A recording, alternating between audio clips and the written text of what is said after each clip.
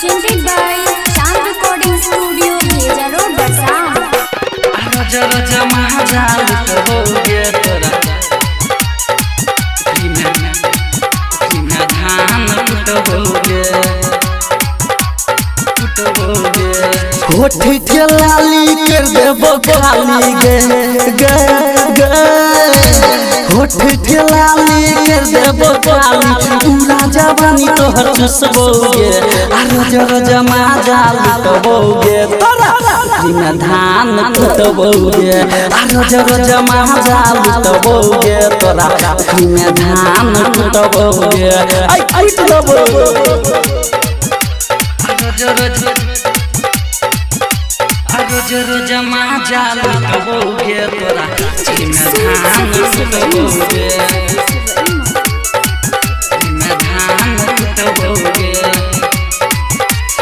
तोहरा बेजलीला तो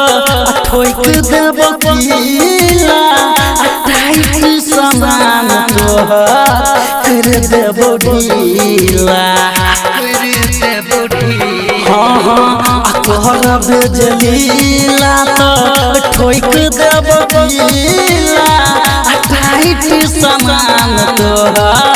कर देब ढीला रहबोगे साथ मनबो नहीं बात गए गए गए रहबोगे साथ मनबो नहीं बात उखरी में धान तबोगे रज रज महाजाल तबोगे में धान तबोगे रज रज महाजाल तबोगे तोरा में धान तबोगे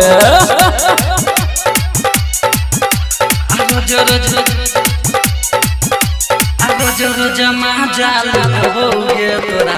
बिना धान कुटबोगे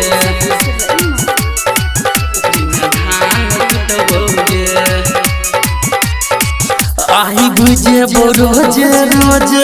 हम मोरा घर गे ककरो से चौरियाबो